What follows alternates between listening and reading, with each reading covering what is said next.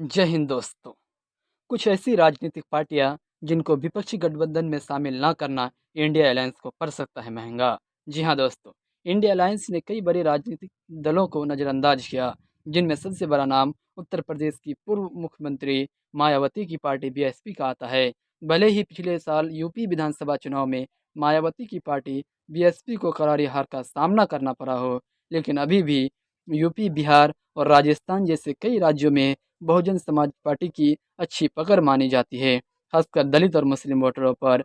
और अगर ऐसे में मायावती अकेले चुनावी मैदान में उतरती है, तो जाहिर सी बात है कि वोटों का बिखराव होगा, जिसका सीधा फायदा एनडीए को मिलेगा, यानी कि बीजेपी को मिलेगा। दूसरा जो नाम है दोस्तों, वो तेलंगाना से है। तेलंगाना से दो बड़ी क्षेत्रीय पार्टियों को नज़रअंदाज किया गया, जिसमें के चंद्रशेखर राव की पार्टी बीआरएस और असदुद्दीन ओवैसी की पार्टी एआईएमआईएम है, जिनमें बीआरएस अभी वर्तमान समय में तेलंगाना की 88 विधानसभा सीटों के साथ सरकार में है। 119 विधानसभा सीटों वाली तेलंगाना में बीआरएस और एआईएमआईएम की अच्छी पकड़ मानी जाती है। और ख़ासकर अभी वर्तमान समय में ओवैसी की बात करें तो उनकी छवि एक राष्ट्रीय स्तर के नेता की है, खासकर मुस्लिमों और दलितों के मुद्दों के लेकर, जिसका फ़ायदा भी उनको पिछले कई राज्यों के विधानसभा चुनाव में हुआ है। पार्टी ने पिछले कई राज्यों के विधानसभा चुनाव में अच्छा प्रदर्शन भी किया, खासकर बिहार और महाराष्ट्र जैसे राज्यों में।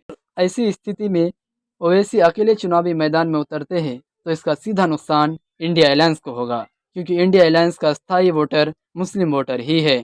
और अगर मुस्लिम वोटरों पर सेंधमारी करने में ओवैसी कामयाब होते हैं, तो इंडिया अलायंस को भारी नुकसान झेलना पड़ सकता है। जैसा कि 2020 के बिहार विधानसभा चुनाव में भी ऐसा देखा गया, जहां पार्टी ने 5 सीटों पर जीत भी दर्ज की और कई सीटों पर महागठबंधन के उम्मीदवार के हार का कारण भी बने, जिसके साथ महागठबंधन बिहार में सरकार बनाने में विफल रहे। हालांकि बाद में नीतीश कुमार महागठबंधन में शामिल हो गए और फाइनली अभी वर्तमान समय में बिहार में महागठबंधन की सरकार है। और दोस्तों, अब बात करते हैं एआईयूडीएफ, यानी कि all India United democratic front, जिसके अध्यक्ष लोकसभा सांसद मौलाना बदरुद्दीन अजमल है, जिनकी पार्टी अभी वर्तमान समय में असम की तीसरी सबसे बड़ी पार्टी है। इनको भी इंडिया अलायंस ने नज़रअंदाज किया।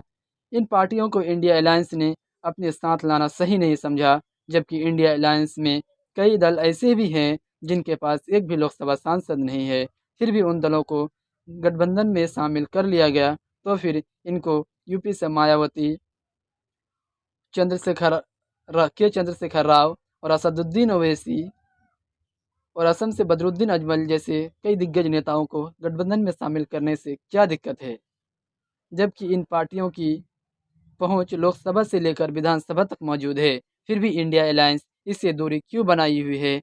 आखिर एक कैसी इंडिया है दोस्तों, जिसमें दलितों और मुस्लिमों का सही प्रतिनिधित्व नहीं हो रहा है, दलितों को और मुस्लिमों को राजनीतिक न्याय नहीं मिल रहा है? आखिर ये कैसा इंडिया है? बाकी दोस्तों, आपको क्या लगता है कमेंट सेक्शन में ज़रूर बताएं। और अगर अभी तक आपने हमारे चैनल को सब्सक्राइब नहीं किया है, तो सब्सक्राइब जरूर करें।